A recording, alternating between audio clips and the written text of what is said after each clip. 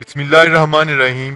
अस्सलामुअलैकुम दोस्तों, माजिद राना के साथ अलिफ न्यूज में खुश आमदीद। उम्मीद की जाती है कि आज की ये वीडियो आपको पसंद आएगी। अस्करी मैदान में पाकिस्तान की एक और कामयाबी, क्रूज मिसाइल बाबर का कामयाब तजर्बा। पाकिस्तान ने क्रूज मिसाइल बाबर 3 का कामयाब तजर्बा करके अस्करी मैदान में एक और कामयाबी हासिल कर ली। 450 किलोमीटर तक मार करने वाले मिसाइल को आबदोज से दागा गया।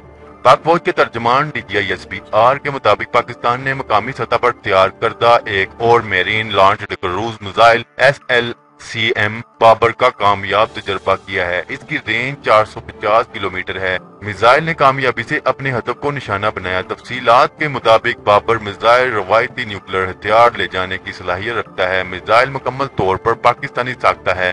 तजर्बे के दौरान जेरे आ प्लेटफॉर्म से दागे गए बाबर 3 ने कामयाबी से हदफ को निशाना बनाया। ISPR के मुताबिक क्रूज मिसाइल बाबर ने पाकिस्तान को काबिल भरोसा सेकंड स्ट्राइक की सलाहियत फराहम की। पाकिस्तान की अस्करी व दफाई कुव्वत में इजाफा करने वाला ये क्रूज मिसाइल मुकम्मल तौर पर पाकिस्तानी साख्ता है। Chairman joint chief of staff committee ने इस कामयाब तजर्बे पर साइंसदानों और इंजीनियर्स को मुबारकबाद पेश की। मुसल्लह अफवाज के सरबराहान की जानब से भी पाकिस्तानी साइंसदानों और इंजीनियर्स को सराहा गया। सदर पाकिस्तान ममनून हुसैन, वजीर आजम शाहिद खकान अब्बासी ने भी साइंसदानों और इंजीनियर्स की काविशों की तारीफ की है। इधर पाकिस्तान के क्रूज मिसाइल बाबर 3 के कामयाब तजर्बे के बाद भारतीय मीडिया में जैसे आग लग गई हो और भारतीय मीडिया ने इस तजर्बे को लेकर रोना धोना शुरू कर दिया। और इसी हवाले से भारत को जो आग लगी, इसी हवाले से हम आपको एक भारतीय न्यूज चैनल की रिपोर्ट सुनवाते हैं।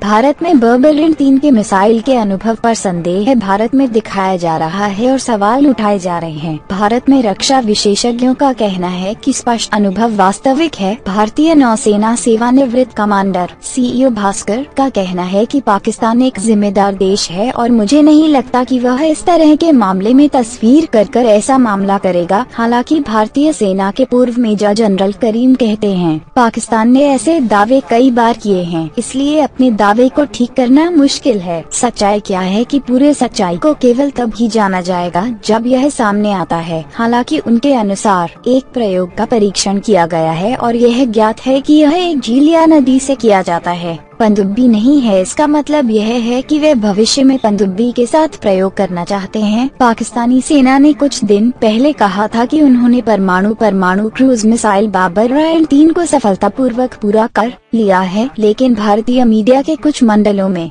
यह खबर प्रकाशित हुई थी कि पाकिस्तानी सेना का वीडियो रिलीज असल था। रिपोर्ट में कहा गया है कि पाकिस्तानी सेना की वीडियो रिलीज एक समय में 2 मिसाइलें हैं, लेकिन ऐसा प्रतीत होता है कि लॉन्च एक कंप्यूटर जनरेटेड ग्राफिक है। एक जगह में ऐसा कहा जाता है कि नौसेना जो समुद्र में ऐसी गतिविधियों को देखती है, ने कहा है कि पाकिस्तान में आने वाले पानी में ऐसी कोई परीक्षा नहीं है। अधिकारी करीम कहते हैं कि आप विश्वास नहीं कर सकते कि मीडिया में क्या दिखाया गया है, क्योंकि यह वास्तविकता से अक्सर दूर है। बिधा बेट के डायरेक्टर पॉलिसी स्टडीज के लिए एक सोसाइटी का कहना है कि दोनों देश में लोग हैं जो दूसरों की सफलता को बताने की कोशिश कर रहे हैं। वे कहते हैं कि हमें यह देखना चाहिए कि क्या पाकिस्तान ऐसी मिसाइलों के विकास में सफल है, यह भारत पर कैसे प्रभावित करेगा। आधास भास्कर के अनुसार जो कह रहा है कि पाकिस्तान में ऐसी क्षमता नहीं है, उन्हें चीन के फैक्टर को नहीं भूलना चाहिए। उनका मानना है कि चीन ने पिछले 4 सालों से चीन की कोशिश की है और पश्चिमी प्रशांत क्षेत्र में अमेरिकी नौसेना को रोकने की क्षमता। अगर चीन हिंद महासागर में इसके प्रभाव को बढ़ाना चाहता है